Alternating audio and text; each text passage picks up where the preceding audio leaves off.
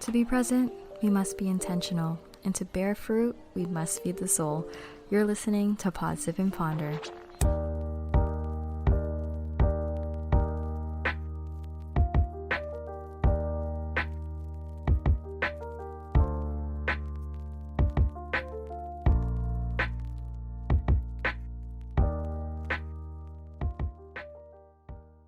Three, two, one.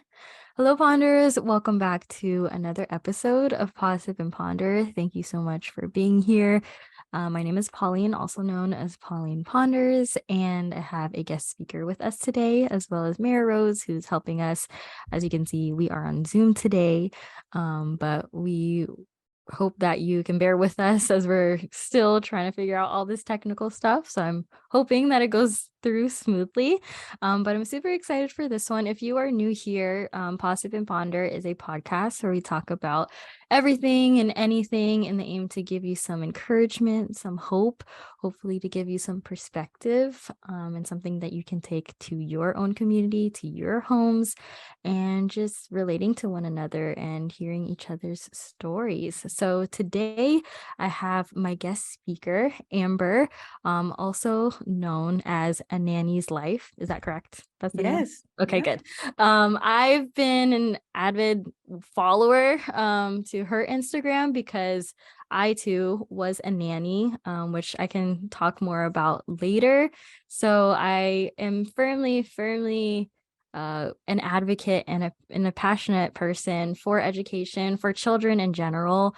And I've always wanted to have the opportunity to talk more about that. And I thought Amber was a perfect guest speaker to talk more about that and the importance of raising and uplifting and empowering our children today. And if you're not a children person, a kids person, hopefully we tug some hearts today because it's so much more than what you see on media and the things you may see like in public, but there's things that go deeper when it comes to working with children. And yeah, so I'm super excited. Thank you, Amber, for being here. Oh my goodness. Thank you so much for having me. I'm so excited to chat. Yeah, I'm so excited to engage in this conversation and hopefully bring more perspectives to people out there who may not be or may not have the opportunity to talk about things like this. But for those who don't know you, can you please let us know who you are? Yeah, of course. So I'm Amber.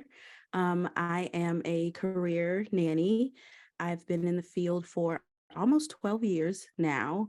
I typically work in households between 40 and 50 hours a week, supporting families. Currently, I work for a family of 3 children, 6, 4, and 2. So we have a whole lot of fun. But outside of that, I also have a podcast called A Nanny's Life, where I talk to other caregivers just about their experiences, um, and try to sort of illuminate the fact that we have lives on the clock and off the clock.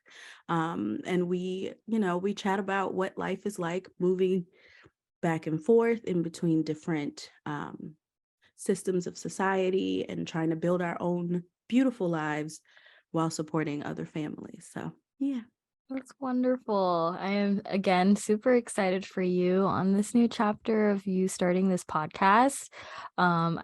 I don't think there's many. I know a few other nannies who have podcasts, and I think it's such an important and uplifting thing, especially for nannies, because I feel like the only time nannies get to really vent out is at the park, at the playground. Like those are the people that we can relate with. But yeah, so before we get into anything, can you share more about who you are personally? Do you have any specific hobbies that you're into when you're not working with children? What are you doing basically? Oh my goodness, I have a billion hobbies. Ooh. So when I was in high school, I went to performing arts school. And so I've done music, I've done musical theater, I've done gospel music, I've done a cappella. I Okay. did like stage crew for theaters. We used to build our stages in high school. So I'm pretty handy as well. There was a season that I was a photographer. And honestly, writing has become such an outlet for me lately. Mm. And I'm so grateful to God because all those gifts work so well together in what I'm trying to achieve with this platform. So I'm learning how to balance when I do my hobbies for fun and when I do them to sort of support the message that I'm trying to get out there. But yeah, Mm. creative arts is really my jam. I'm so into those things. They fill my cup. Oh, that's so beautiful. And no wonder, like I really vibed with your energy when I encountered you on Instagram. Like, wow, like this girl, I can relate. I was also in performing arts, so was Mary Rose. So yeah, we definitely know what that life was in high Mhm. school. It's yeah, it was really fun times, exciting times, and I think it's great to have hobbies, especially when having to move into adult life and being professional.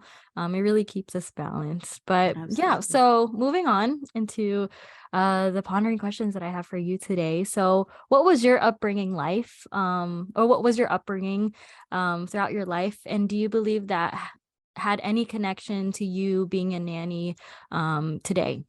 100%. So I was telling you guys earlier, I was born in Maryland, and moved to Georgia when I was about 4 years old. But when we lived in Maryland, my mom had a daycare in the basement. Mm. My mom has always been a kid person. She has always spoken the language of little people. And I think she was on that gentle parenting sort of train way before everyone else. So she was able to manage several kids in the home. And that just kind of always stuck with me. Um, when we moved to Georgia, she became a single parent and, she was hustling. So she moved into a different industry professionally. But the way that she related to us and even my cousins and like other kids at church was just so almost poetic to me because other adults didn't seem to see us, but my Mm. mom always saw us. Um, and she always included us. And so as I grew up and I made friends with, other kids whose parents also didn't necessarily see or hear them, I was like, wow, there really is a void here. And in high school, I took an AP psychology course, which got me into a lot of brain work. And I was like, oh, it's very interesting to learn how people learn and Mm. what things stick with people, what things impact people, and in what ways. So then when I went to college, which is probably jumping ahead, but I went to Duke University and I studied developmental psychology. Um, Initially with the intention of working with children with learning and behavioral disabilities, but I learned so much about the brain and it really confirmed a lot of the ways that my mom functioned with children, Mm. reinforced that, she was on the right track. So I immediately just wanted to work with kids. Like I wanted to be who my mom was to her community, to a newer generation. Wow, that's amazing. Yeah, all of what you said I can relate to. It's really such a fascinating thing when you learn through generations of studies of why we are the way we are, why we end Mhm. up being the people that we are today, and how we can prevent things and help things and aid things when we have all of this knowledge for future generations. So that's wonderful. I also was a witness to my mom who also took care of children. She was also a nanny, caregiver, and she was a single mom. And so, still money was still a little there was not much of it when I was younger. And so thankfully, like her employers let us come with her to work. So I mean, at the time it was just like, playing with their kids, but I really gain more perspective later on being like, wow, it was so much more than just babysitting. You're also, you know um being there when the parents have to go to work, and listening and being available. I think that was Mhm. really such a wonderful thing that we get to be available for these children. So that's awesome. So for you, what's the best thing when working with children? What's the best thing that you know I guess feel accomplished and fulfilled at the end of the day? Just like what I said about my mom seeing and hearing us, when my kids show me that they feel seen and heard by me, it's like a really big deal. Mm. So, and like you said, we are available, right? We take the time to sit with them and to pay attention to some of the little nuances of their personality and of their behaviors. And when my kids can tell me a memory that they had with me, like the other day, the 4-year-old was like, you remember we went to your house on your birthday and that was the best day ever. And Mm. my birthday was in December, you know, and it was just one day. Or if they want me to participate in their lives outside of the house. So last week, I got the opportunity to be a mystery reader at my kids' school. And Wow. for me, that was like such a big deal because a lot of times as caregivers, we are equated to our function, right? Like Mm. just there to serve this function while the parents are doing what they have to do in order to survive. But to be able to really have an identity as part of their lives, it gives me faith, for one, that our relationship will be long lasting, but for two, that it is important that I exist to the children, not just to the parents who need childcare. Yeah, for sure. And it definitely makes, obviously working with children is not easy all the time, but what energizes us, and what keeps us going every day, even if we have like just one more hour and we feel like we're at our ends, is just the fact that they're going to remember today. They're going to remember that even if I'm physically tired, they're going to have the time of their lives. They're going to have Mhm. that memory, like you said, and something that they can share in the future. And so that's beautiful. That's a beautiful purpose and reason as to why you love what you do. And that's kind of a great segue to, I remember watching some of your stuff on your Instagram talking about empathy and how that kind of ties into what we do, what you do. So being an empathetic person, I've definitely, that it's something you definitely have to navigate through. Mhm. It can be heavy at times, and a lot. And, it definitely can affect our mind, our body, our soul. So how has that journey been for you, being a caregiver and having all of this empathy around you? Because it's more than just working with the children, it's working with adults, it's working with a lot of people. Yeah, it has been such a journey. I like to call being an empath a beautiful burden Mm. because it, like you said, it's heavy. It's a responsibility. And when that is just who you are, it's really hard to turn off at times. So going into a household with 5 different personalities every morning, Mm. you have no idea what you're walking into, but you will absorb whatever you walk into, right? And for me, there I have had to do a lot of work on, for one, separating myself from the energy in a way, right? Reminding myself there's a million and one things that may have happened between the time I left yesterday and the time I got here today. So that energy is not about me, number Mm. one. And then number two, channeling the energy into something more productive. So if the kids are really energetic at 8 a.m. and I, would love for them to sit down and eat breakfast, maybe we do an activity that allows them to get some of that energy out before I try to talk to them about being calm. Um, and a lot of that comes with self-regulation and keeping myself in check. Um, it's almost like there's 10 things happening at a time. And then the third thing about the energy is, so it's one thing to separate myself from the energy. It's another thing to separate my function from the energy.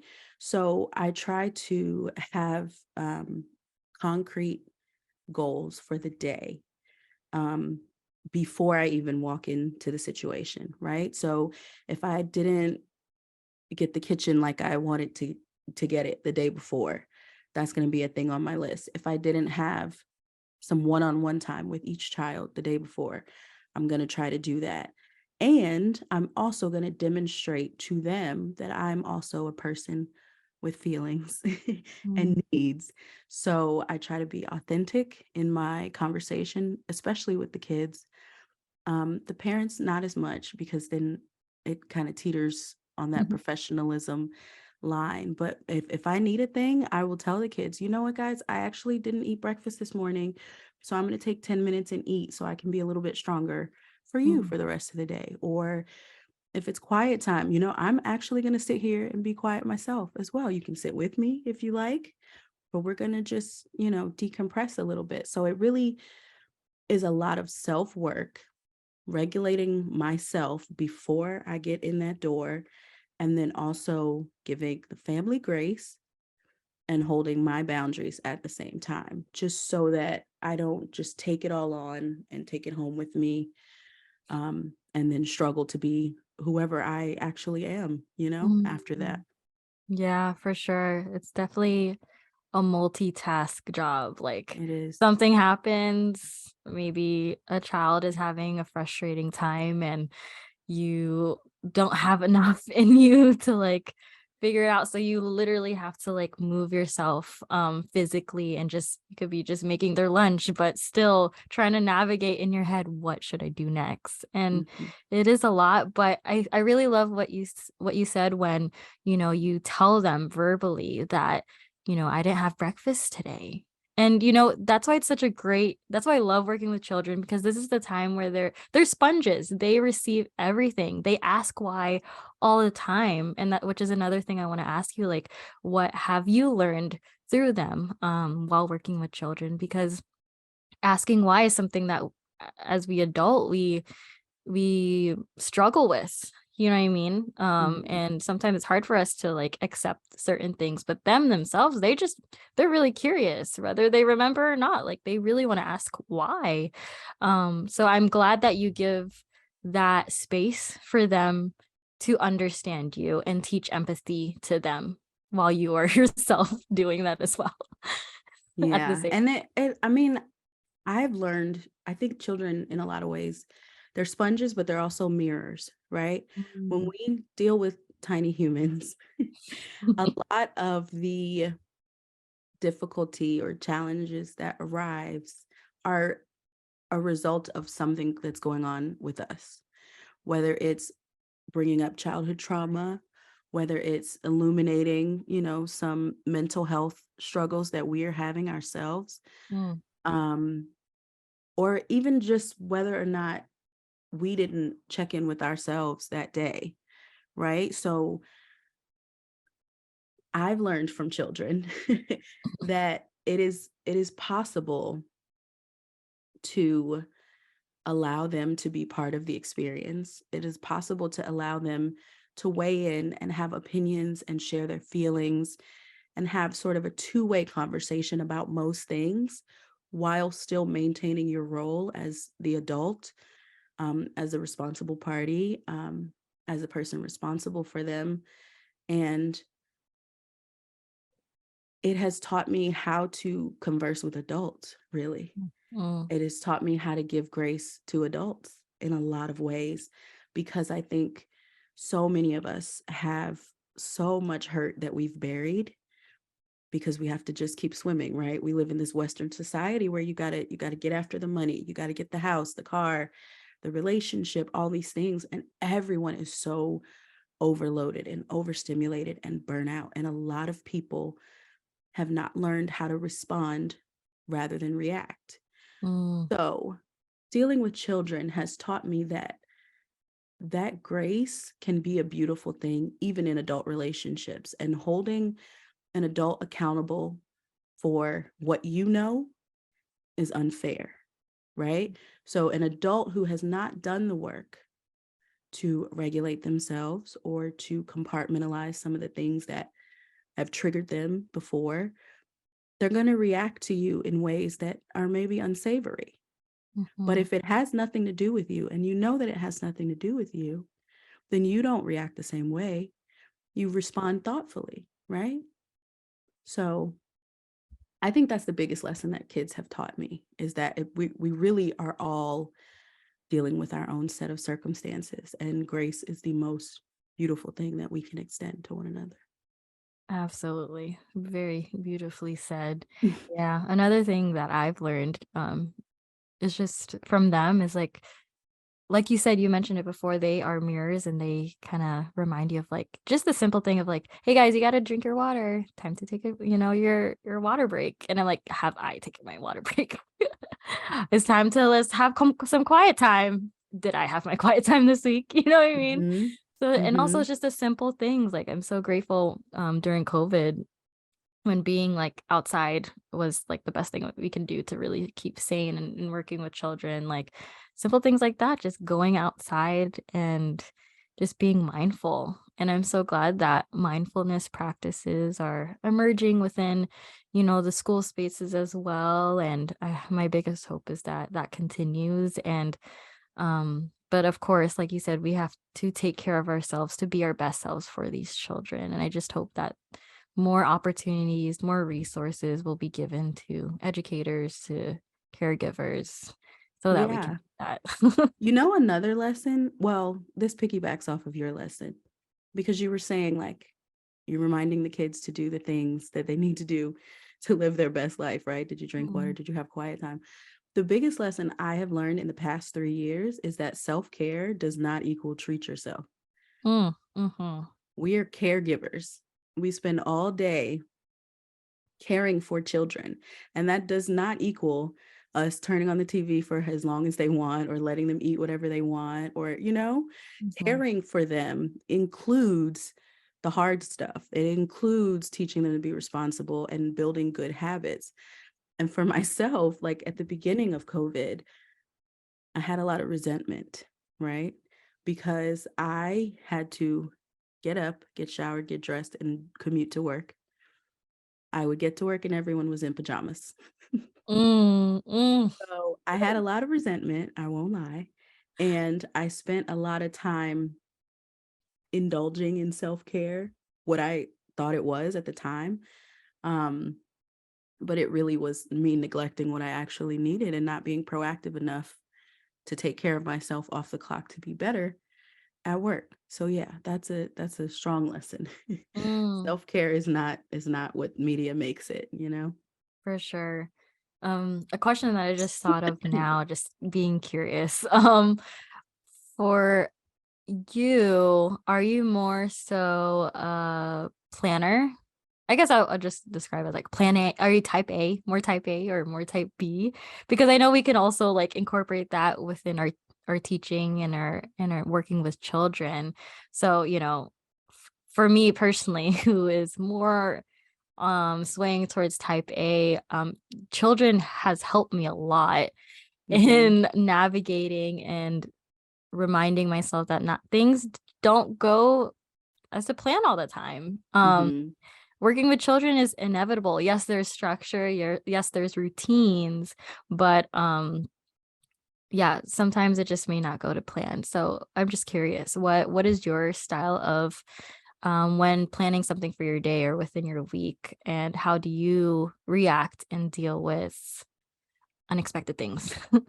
I used to be very type A, Mm, and I used to spiral when things did not go well, especially if it meant that I had to, if I felt like I was the only person who had to adjust in order for things to go well, right? mm, Um, and funny enough, I prefer to work for type A families just because I find that it gives you a better working environment, or at least a more consistent working environment. Um, But lately, I am just here for the party. And sure. honestly, I think I'm spoiled because I've been with the same family for 6 years. So I can take liberties and sort of veer off the beaten path a good bit. But coming into work and then assessing and then deciding what the day is going to be Mm, has helped me tremendously. I come in, I take the temperature, I see where we're at. I talk to the parents about, what's going on for the day. And then I will plan it, but not far ahead, not before I have all the necessary information, if mm, that makes sense. that's really good. And that can be applied to adult life too, like just within Hmm. ourselves. Assessing, Hmm. so important. Because if we Yeah. would just jump into it, it's like, oh my gosh, what just happened? Like you're just frustrated. But assessing and being mindful, that's a note for myself. It as helps the kids go assess. with the flow too, because Mhm. when you're taking care of 3 children who all go to like different schools and different programs and stuff, things change a lot at the last minute. And I know for kids, it's hard when things change, right? From their routine. But if they're used to a sort of like hour by hour, minute by minute assessing and then going with a plan, it's much easier. We avoid a lot of disappointment because I don't like I'm a caregiver who does not tell kids about big plans. Mhm. Like if I'm getting tickets to the science museum or the aquarium, I'm not telling you until probably we're in the car. Mm. Because you children get disappointed so many times a day just based on what they would like to happen versus what really happens. Wow. Um, and I hate to add to that disappointment because then I end up feeling guilty, and then we end up having to, get our relationship back together. So, yeah. They are really little people. Hmm. For sure. Oh my goodness. Hmm. Yeah, so thank you for answering those questions. I think two more because I'm just so passionate about this topic. But Yeah. so as you know, and I've also had, I don't know if you know Oh Simply, Yes. Rainy. Rainy. I Yes, love I Rainy. also had her on my podcast a while ago, before she jumped into full-time teaching. Hmm. But she talked a little bit briefly about how there's not so much advocacy for nannies and how it's very much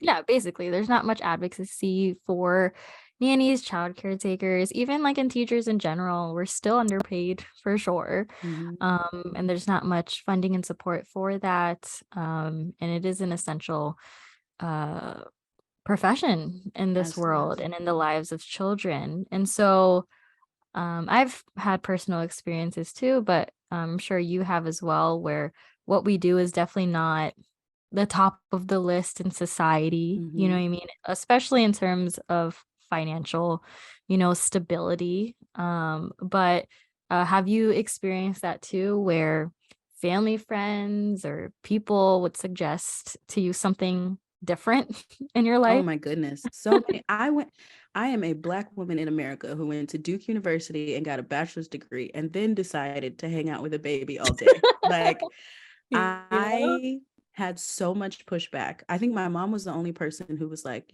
go for it because she gets it because she can identify. Um, but yeah, I would argue that I had to explain myself more to like my family and Mm, my friends than society at large. And a lot of that is tied into the history of caregiving in this country, of course. sure. Um, but also this idea that you can't be a professional if you work in someone's home. Like that's a paradox for a lot of people, that they don't really seem to understand. But the science says otherwise, right? And I just have to stand on the fact that I know that the first 5 years of these kids' lives are the most impactful, and the work that I'm putting in, while it may not be acknowledged, while it may not necessarily come back to me, uh, it's important, and it's setting them up for some serious success in life. So, but yeah, I think part of the problem with the nanny industry is visibility, right? What we see in media, what we see even on social media, what is available to us for the frame of a nanny is, for one, unrealistic and not an accurate representation of what being a nanny is like. Um, and then for two, it's just very idyllic almost. Like everyone wants the like happy caregiver that is always smiling, that is always up for the challenge, that has a little bit of magic in them, that is super palatable. And I think a lot of that stems from not only the history of caregiving in this country, but this notion of privacy and discretion that are tied into the professionalism of holding a job as a nanny, right? So if we want to talk about what we do, a lot of times, it's seen as us talking about the people we work for as opposed to what we do. So a lot of nannies don't do it. A lot of nannies can't do it. A lot of people sign NDAs and things like that. So Mm. those of us who are out here daily in the trenches doing this work are not necessarily the visible ones. And because we are not as visible, then people get to sort of paint their idea of what it is, right? So if you're not out here like flaunting your home and your car, if you're not able to just leave work in the middle of the day, you can't be living a good life. You can't be living a full life or a well-rounded life, is the idea. And that's part of why I was so passionate about changing the flow of a nanny's life, because it used to just be about the kids and the Mm. crafts and the, whatever. But we're people, and in order to humanize the industry, we have to show our faces. We have to tell our stories. We have to put things out there, and it's difficult. It's delicate. You have to kind of be careful what you say, how you say it. But I do think it's important to say something, and to become more visible. We have to sort of change the narrative ourselves to help Mm. people understand. Yeah. Yeah, and I'm so thankful for accounts like yours, and the transparency is so important. That's also why I do this podcast. Transparency is uncomfortable, but has brought more good things than Mhm. it does with the fear that we experience prior to even sharing our stories. And I feel like even though my mom's not doing childcare, she's a caretaker now, but um yeah, in a way, like I had family friends too, or friends of my mom being like, well, I come from um immigrant family, and my mom came here by herself, and so caregiving, house cleaning, that's pretty much what everyone had within our community. And so a lot of people questioned why I was a nanny, and why I worked with children like my mom. And I'm like, but I do it because I look up to my mom, and highly respect what she did. And so I'm really hoping that, through conversations like this and accounts like yours, um that we too can advocate for them when they couldn't, when they didn't Mhm. have that voice. Even simple things like, I know a lot of my mom's friends who are caretakers still haven't asked for a raise. Mhm. And those are just some things that are uncomfortable for them to talk about. And we at least we have the awareness that it may be difficult for some, but if not now, then when, and who will start that. And so it's definitely an honor to be able to be the trailblazers of the voices for, not just our future, but our past, you know role models in our life as well. Yeah, that's beautiful. I used to say that, when people question you going into an industry that others were forced to work in, Mm. it's like turning your lemons into a legacy, right? Other families have a history of healthcare work, right? Your dad was a doctor, your granddad was a doctor, so on and so forth. And why would we not take the passion, but also the skill, the knowledge that it takes to work with children, and at the same time demand fair wages and good working conditions, um, and live a beautiful life? Because really, a lot of the struggle of being a nanny long term is that nannies are expected to be professional, but parents aren't always expected to be professional employers, right? Mm. So they want to treat us like independent contractors, right?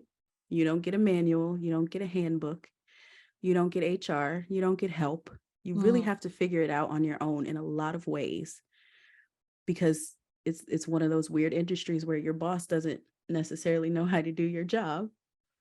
Mm. Um, and your boss is not held accountable for that, right? So we're taking almost the biggest challenges of both worlds, right? We're not independent contractors, we're household employees. So really, you're supposed to be able to lead me and guide me and help me and support me as your employee. But it's easier for families to say, I will give you your paycheck and you make the things happen in Mm, the household. So I really think we have to get to a place where we are, and me too, I'm really bad at this, but we have to get to a place where we're comfortable holding our bosses accountable for their role in this whole hierarchy.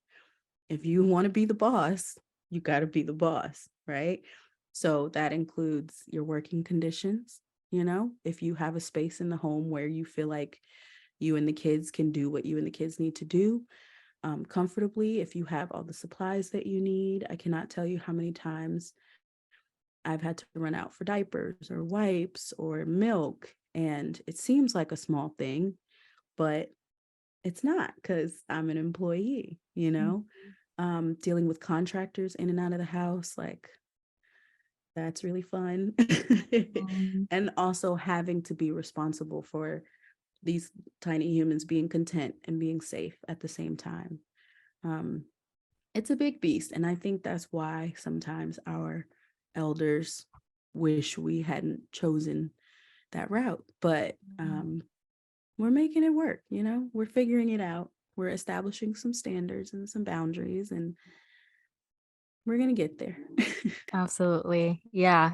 And that's another thing that we learn, how to advocate for ourselves, how to build that confidence. Sometimes you just gotta fake it till you make it, to be honest. Mm-hmm. Like I'm comfortable talking about this conversation with you, parent, but I'm gonna do it because I see myself as a professional, and sometimes you just gotta make that stand, and it's all about practice. It's really every day the Mm-hmm. practice. Mm-hmm. For sure. Yeah. So one last question for you. So just imagine that, I don't know who this audience may be, but basically people that you have just a few minutes to explain why it's so important to uplift and empower our children and what we can do as a whole. Because of course, some people who may be listening to this be like, oh, I'm not really, a kids person. Like, I don't know what I could do, what I can say. And of course, it's not we don't want to say like, oh, you have to do this, but Mm-hmm. there are like little things in our life that can really create an impact, um whether you think or not, to these children, not even just within a school, within even if you're a caretaker or not, within just our families, like our cousins, our nieces, our nephews. Like what would you say, what little things can we do to make sure that we are guiding the children and helping them, aiding them, and empowering them for the future? So I recently read a book called What Happened to You, and it basically is a deep dive on how our early life experiences inform our entire lives, right? And in the book, they talked about how in early childhood, in those first 5 years, every experience is literally mapping your brain, developing your brain, teaching you how the world works. And I think the easiest thing to do if you are a parent or just around kids a lot is to allow them some sort of agency, include them Mm, in life. And it can be as simple as, you know, what color should I use to write this note to your teacher? Or would you like your chicken done this way or that way? Um, because I think what happens a lot of times is adults take care of children a little more than necessary sometimes, and then we expect at like 10, 11, 12 for them to just switch and start to become functional and independent and all that stuff. But I think if you include kids from the start, whether it's the conversation, whether it's small decision making, whether it's just checking in with them and asking how they feel, mm, I think it helps them find their place in this big world. It helps them to feel like they matter, not just to you, but just in general. And it helps them to understand that they are participating in this world and not just trapped in it, if that makes sense. Mm-hmm. Yes, that's so true. I like when you said involve them. I think a child does not want to be left out, Ever. physically, mentally, emotionally. They don't want to feel neglected. And I think the scary thing about adulthood is that you will feel neglected, even by the closest people in your lives. And to be able to give them that space when they're younger can definitely help them in the future when they adult themselves and be like, obviously we can't change someone, like you said, in 24 hours, but it's just those little availabilities, just being there and just listening. Oh my gosh, listening, even as adults, Mm-hmm. such a powerful tool to Yeah. have, because It builds such confidence too. mm, Like, I matter. My opinion matters. My input matters. I impact the world that I live in, just by looking them in the eye and, like you said, listening. mhm, Yeah. absolutely. Well, thank you so much, Amber. Of course, we can go on and on and on and on about all of this, and we'll definitely I hope we have more chances to do that together. Yeah. But is there anything else you'd like to add to this podcast for our audience? Anything you'd like to share? Um, Tell them what's going on, and yeah, your turn. Yeah. I think so. The first thing is, I think most caregivers are, to a degree, empaths. Mm, And I would like to say to caregivers that I get it. It's okay. You are amazing. You are playing a beautiful role in balancing this world and this society and even your small circles. And as heavy as it can get sometimes, you're really doing God's work in a way. Um, and I see you. mm. As an empath, I'm Um, like gushing with yeah. Yeah, because we get to this place where we've established ourselves as the empath of our friend group, our family, or work or whatever. And a lot of us becoming caregivers, then we're the empath everywhere, right? We're responsible for everyone's feelings, and people forget that, like, we need something Mhm. ourselves. We need someone to check in and to bounce ideas off of. Um, so anywho, I see you. Mm. And I am always available to chat for anyone who wants to reach out. I'm pretty responsive. I can be found on Instagram at A Nanny's Life. I have a little podcast called A Nanny's Life. If you want to hear more, it's on Apple and Spotify. And I have a website, which is anannyslife.com.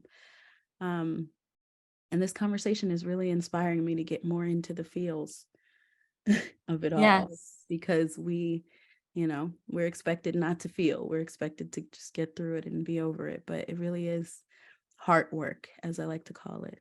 Yeah. Mm. Well, thank you, Amber. Truly, even though we're just meeting, truly people like you inspire me to keep going and to continue to be trailblazers. Is that the term? Trailblazers of Yeah. our generation. God always tells me and like gives me Rema words of like urgency, and this is for my generation. And so that's really what pushes me through, despite the physical tiredness we may Hmm. experience. It's definitely something internally that keeps us driving. Hey guys, it's Marie Rose. If you guys haven't already, definitely check out our Discord server for Possibly Ponder. We do weekly quote of the days, hangouts, and a place where everybody can chill, study, and meet new people. If you guys are interested in joining the community, definitely check out the Discord link in the description below.